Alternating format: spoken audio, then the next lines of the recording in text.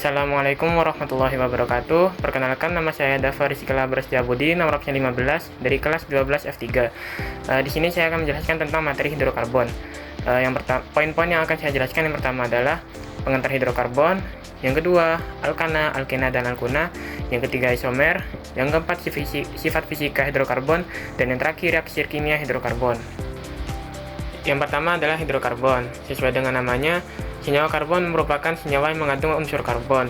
Salah satu contohnya adalah senyawa hidrokarbon. Senyawa hidrokarbon merupakan senyawa yang hanya mengandung atom C dan atom H saja. Yang kedua adalah kekhasan atom karbon. Yang pertama, elektron valensinya. Atom karbon memiliki nomor atom 6 dan memiliki 4 elektron valensi. Keempat elektron valensi ini membentuk pasangan elektron bersama dengan atom lain, membentuk ikatan kovalen. Keempat elektron valensi ini dapat digambarkan sebagai ikatan tangan. Ilustrasinya sebagai berikut.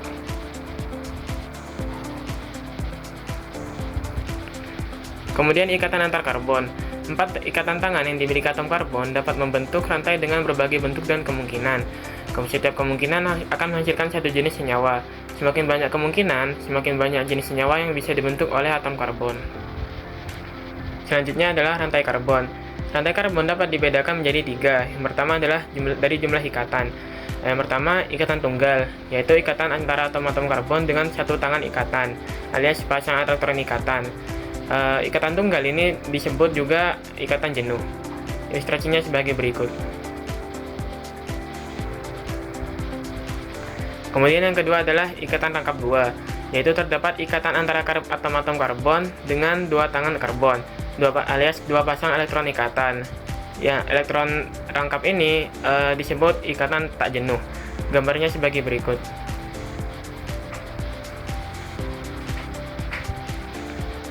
Kemudian yang terakhir adalah ikatan rangkap 3, alias ganda 3, yaitu ikatan antara atom-atom karbon dengan 3 tangan ikatan, 3 pasang elektron ikatan. Ini juga disebut dengan ikatan tak jenuh. Gambarnya sebagai berikut.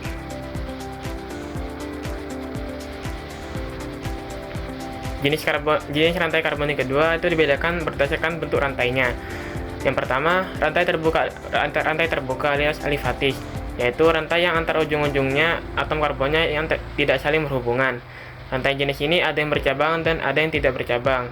Gambarnya sebagai berikut.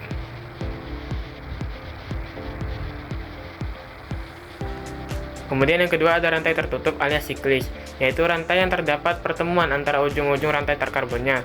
Terdapat dua macam rantai siklis, yaitu siklis dan aromatis. Gambarnya sebagai berikut.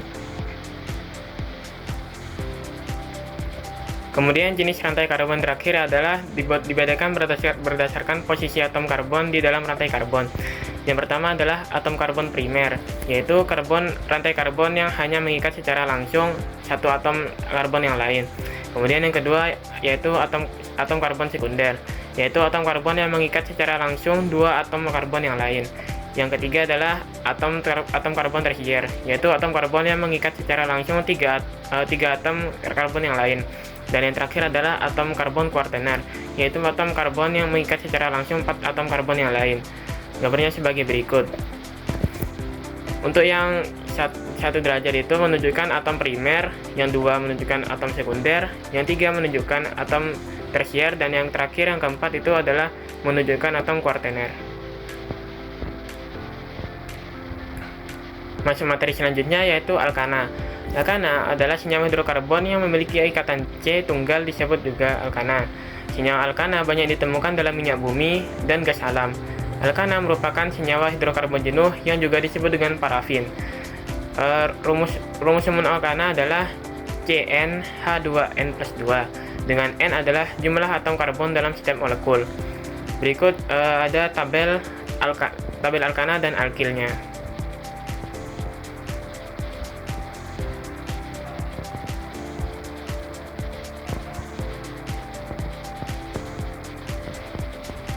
Kemudian ada tata nama senyawa alkana. Yang pertama adalah menetapkan rantai karbon terpanjang dalam molekul sebagai rantai utama, rantai pokok. Yang kedua adalah menetapkan cabang yang terikat pada rantai utama.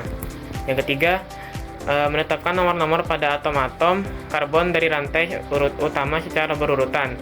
Dilihat dari salah satu ujung yang terdekat dengan cabang. itu sebagai nomor awal. Jika terdapat 2 atau lebih cabang, maka diberi awalan yang menyatakan jumlah cabang tersebut, seperti di, tri, dan lain-lain. Kemudian yang terakhir, cabang yang urutan abjadnya lebih dulu adalah ditulis lebih dulu. Seperti etil dan metil itu ditulis yang etil duluan baru metil. Berikut contoh senyawa alkana. Jadi penamaannya adalah kita cari dulu rantai pokoknya.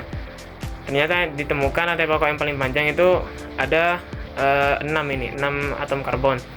Kemudian untuk penomoran kita cari yang paling dekat dengan cabang. Ternyata yang di atom karbon paling kanan itu paling dekat dengan cabang, sehingga diberi nomor 1. Kemudian berurutan sampai atom karbon yang di kiri bawah. Kemudian untuk penamaannya mulai dari alkilnya berada di nomor 2 dan 4 dan sama-sama metil. Karena sama-sama metil, jadi diberi nama di depannya. Jadinya nama alkananya 2,4 dimetil heksana. Heksana itu diambil dari jumlah atom karbonnya. Karena ada 6 karbon, jadi sesuai pada tabel tadi, jadi heksana. Kemudian yang kedua adalah alkena. Alkena atau olefin dalam kimia organik adalah hidrokarbon tak jenuh dengan sebuah ikatan rangkap 2 antara atom-atom karbon. Rumus umumnya adalah CnH2n. Dengan N seperti tadi menyatakan jumlah atom karbon dalam setiap molekul. Kemudian ada tata nama senyawanya. Berdasarkan sistem IUPAC, nama alkena diambil dari nama alkana dengan akhiran ana hanya diganti dengan ena. Pemilihan rantai yang kedua, pemilihan rantai utama alias rantai pokok, yaitu rantai terpanjang yang mengandung ikatan rangkap 2. Yang terakhir, atom C pada rantai utama diberi nomor untuk menyatakan letak ikatan rangkap atau cabang-cabang pada senyawa alkena tersebut. Penomoran dimulai dari ujung C yang berdekatan dengan letak rantai ikatan rangkap. Kemudian jika sama-sama berdekatan, dicari yang berdekatan dengan alkil alias cabang. Berikut contoh tata nama senyawa alkena. Dilihat dari situ, ditentukan dulu rantai pokok yang paling panjang, yaitu rantai pokok yang mengandung atom C terbanyak dan mengandung ikatan rangkap 2.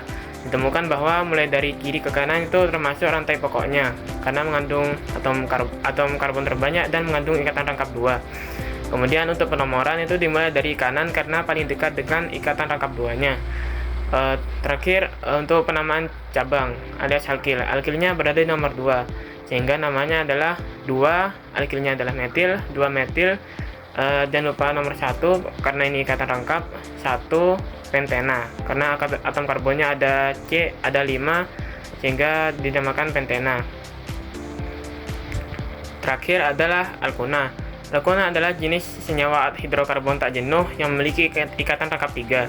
Rumus umumnya adalah CnH2n-2 dengan N menyatakan jumlah atom karbon dalam setiap molekul. Tidak berbeda jauh dari alkena, alkuna juga memiliki sistem yang mirip dengan tetap senyawa alkena. Hanya saja akhirannya diubah menjadi una. Berikut contoh tata nama senyawa alkuna. Yang pertama, dicari terlebih dahulu rantai karbon terpanjang. Dilihat dari kiri tengah ke kanan itu termasuk rantai karbon terpanjang dan mengandung mengandung ikatan rangkap 3, sehingga termasuk rantai pokoknya. Kemudian dilihat untuk penomorannya. Penomoran dimulai dari kiri karena paling dekat dengan rangkap 3, hingga berurutan 1, 2, 3 sampai ke kanan. Yang terakhir dilihat dari alkilnya. Alkilnya ini ada 3 metil dan 1 etil. Metilnya terdapat di nomor 2, 2, dan 5. Sedangkan etilnya terdapat di nomor 5. Karena etil dan metil itu abjadnya mulai dari etil, jadi etil duluan yang tulis, sehingga namanya 5 etil 2,2,5. Karena ada 3 metilnya, jadi trimetil. Karbon utamanya ada 7, jadi 3 heptuna. 3-nya jangan lupa karena berdekatan dengan rantai rangkap 3. Kemudian ada isomer. Isomer ini gampangnya adalah seperti kembarannya ya. Kembaran yang memiliki rumus kimia yang sama tetapi memiliki ikatan atau susunan atau struktur yang berbeda.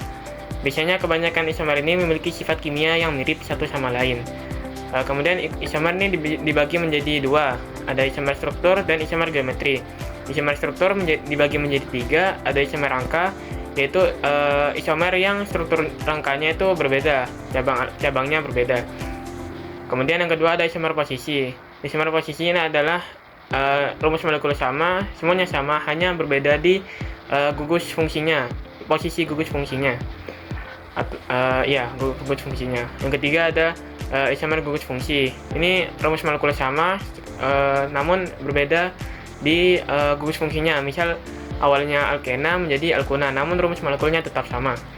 Kemudian di isomer geometri ada isomer cis-trans. Isomer cis-trans ini rumus molekulnya sama dan yang berbeda hanya dia berbentuk seperti kali ya. Jadi gugus fungsinya ini berbeda. Contoh isomer. Yang pertama adalah isomer rangka. Dilihat dari rangkanya kelihatan bahwa isomer tersebut merupakan contoh isomer rangka karena hanya berbeda di cabangnya, di alkilnya. Gugus fungsinya sama, rumus molekulnya sama-sama C4H10. Kemudian yang kedua ada isomer posisi. Terlihat bahwa isomer posisi itu hanya berbeda letak gugus fungsinya. Sisanya sama, strukturnya sama, rumus molekulnya sama, hanya berbeda di letak posisinya. Yang awalnya di kiri itu menjadi di kanan. Yang terakhir adalah isomer gugus fungsi. Isomer gugus fungsi ini perbedaannya terlihat dari gugus fungsinya. Yang awalnya itu yang di atas bisa termasuk senyawa alkuna dan yang di bawah itu diubah menjadi senyawa alkena. Kemudian ada sifat fisika hidrokarbon. Yang pertama adalah kelarutannya. Senyawa hidrokarbon adalah senyawa yang bersifat nonpolar, sehingga kelarutannya akan baik jika berada pada senyawa parut nonpolar, seperti alkohol dan ether. Kelarutannya dalam air akan dipengaruhi oleh besarnya massa molekul relatif alias MR-nya. Semakin besar MR-nya, semakin kecil kelarutannya dalam air. Yang kedua adalah titik didih. Titik didih senyawa hidrokarbon ini adalah besar energi yang diperlukan untuk melepaskan molekul senyawa karbon tersebut dari lingkungannya yang berwujud cair sehingga menjadi berwujud gas. Besarnya titik didih ini tergantung pada MR-nya. Jadi semakin panjang rantai karbonnya, rantai C-nya, semakin besar MR-nya dan semakin besar titik didihnya. Kemudian yang terakhir ada massa jenis. Massa jenis dari senyawa hidrokarbon berbanding lurus dengan panjangnya rantai karbon yang dimiliki, sama seperti dengan titik didihnya. Semakin panjang rantai karbonnya, maka massa jenis senyawanya akan semakin besar. Yang terakhir ada reaksi kimia hidrokarbon. Yang pertama adalah reaksi oksidasi. Reaksi oksidasi hidrokarbon adalah reaksi pembakaran yang terjadi ketika senyawa hidrokarbon bereaksi dengan oksigen. Reaksi ini menghasilkan CO2 dan uap air jika termasuk pembakaran sempurna. Contohnya CH4 direaksikan dengan 2O2 akan menghasilkan CO2 dan 2H2O. Contoh keduanya adalah C3H8 direaksikan dengan 5O2. Hasilnya adalah 3CO2 dan 4H2O. Kemudian reaksi yang kedua adalah reaksi substitusi. Reaksi substitusi hidrokarbon seperti namanya adalah pertukaran, yaitu ketika atom H ini diganti dengan atom yang lain. Contohnya sebagai berikut. Yang pertama adalah CH4 direaksikan dengan Cl2 menjadi CH3Cl plus HCl. CH4 ini salah satu atom H-nya yang diganti dengan Cl, dan atom H yang diganti ini berpindah ke Cl2 tadi, sehingga dihasilkan CH3Cl dan HCl. Kemudian yang contoh kedua adalah CH3Cl direaksikan dengan Cl2 membentuk CH2Cl2 plus HCl. Seperti tadi, CH3Cl ini atom H-nya ditukar dengan Cl sehingga menjadi CH2Cl2, dan Cl ini ditambah atom H dan dikeluarkan Cl-nya menjadi HCl. Kemudian ada yang ketiga, ada reaksi eliminasi. Reaksi ini intinya mengubah ikatan tunggal menjadi ikatan rangkap dengan cara menghilangkan atom-atom atau disebut reaksi pembentukan ikatan rangkap. Reaksi ini hanya terjadi pada senyawa alkana. Contohnya sebagai berikut. Ada reaksi dehidrogenasi. CH3 etana C2H6 di dehidrogenasi menjadi etena C2H4 plus H2. Nah, dalam etana ini dilepas dua-duanya sehingga terbentuk rangkap dan menghasilkan produk sampingan H2. Kemudian yang terakhir ada reaksi adisi. Berkebalikan dengan reaksi eliminasi, reaksi adisi ini adalah pemutusan ikatan rangkap. Jadi ini hanya berlaku pada senyawa alkena dan alkona dan tidak akan berlaku pada senyawa alkana. Reaksi adisi ini dapat menggunakan reaksi seperti H2 dan atom halogen. Contohnya sebagai berikut.